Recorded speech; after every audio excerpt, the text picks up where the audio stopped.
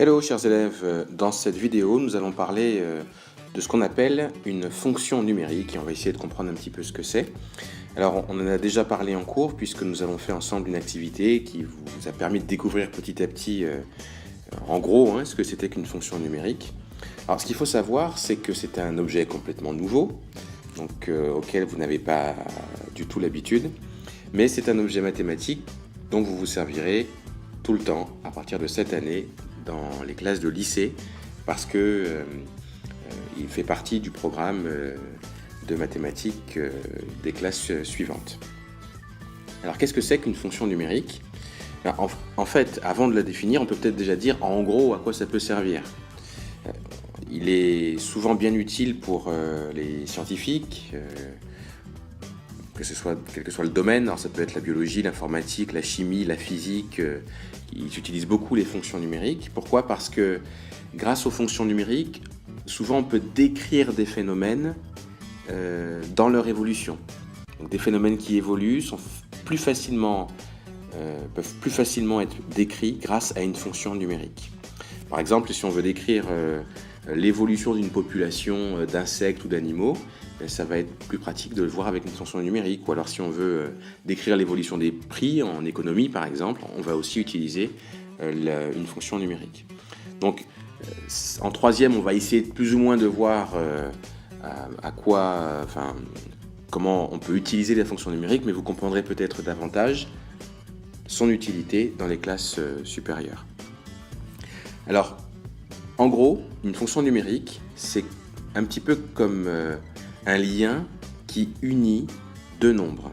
Ou on pourrait dire aussi que c'est comme une boîte dans laquelle on rentre un nombre et qui nous ressort un autre nombre. Alors, vous en avez une illustration là, ici. Vous avez un nombre qu'on entre dans une machine, en quelque sorte. La machine, on lui a donné une fonction, ou un calcul à faire, et elle nous ressort un autre nombre. Donc en fait, le nombre de départ et le nombre qui sort, le nombre correspondant, ils sont unis par la fonction. Alors évidemment, ça reste un petit peu abstrait tout ça. On va essayer de prendre un exemple pour que ça soit un tout petit peu plus concret. Alors, on a une fonction, donc c'est ce qu'il y a dans la machine, qui associe le triple du nombre à un autre nombre. Donc ça veut dire qu'on rentre un nombre au départ, notre fonction a fait un petit calcul et elle nous ressort le triple du nombre de départ.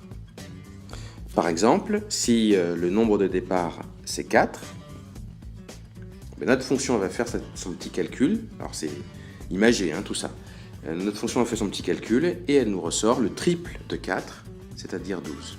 Et on peut dire que ce lien-là, c'est ça qu'on appelle la fonction. Alors c'est pour ça qu'on dit que c'est un petit peu abstrait, parce que c'est en quelque sorte simplement un lien entre deux nombres.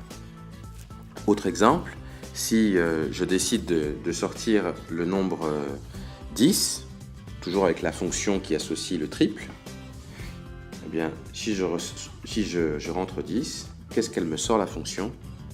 Eh bien elle me sort le nombre 30. Elle a sorti le triple de ce nombre-là. Alors, juste au niveau de l'écriture, et on va reparler dans une autre vidéo comment on peut écrire les choses, cette fonction qui associe à un nombre son triple, on va l'appeler la fonction f. Alors, c'est ce que je vais vous écrire. On va l'appeler la fonction f, donc 2 points, on dit ce que c'est. Si on lui rentre 4, eh bien notre fonction, on fait une petite flèche comme ça, et elle nous sort 12. Voilà comment on peut écrire de façon mathématique comment on rentre un nombre et qu'elle nous ressort un autre nombre. Alors vous remarquerez juste une chose, c'est que j'ai fait une flèche ici et j'ai fait une petite barre à la flèche. C'est pas fait par hasard. Donc ça veut dire que quand vous l'écrivez, écrivez bien la flèche avec cette petite barre, puisque ça a un sens au niveau mathématique, au niveau des fonctions. Voilà une toute petite introduction de ce que c'est que la fonction, bien évidemment dans la mesure où on a fait ensemble l'activité qui vous permettait de découvrir un petit peu tout ça. Alors, dans une prochaine vidéo, on va parler un peu plus du vocabulaire lié aux fonctions.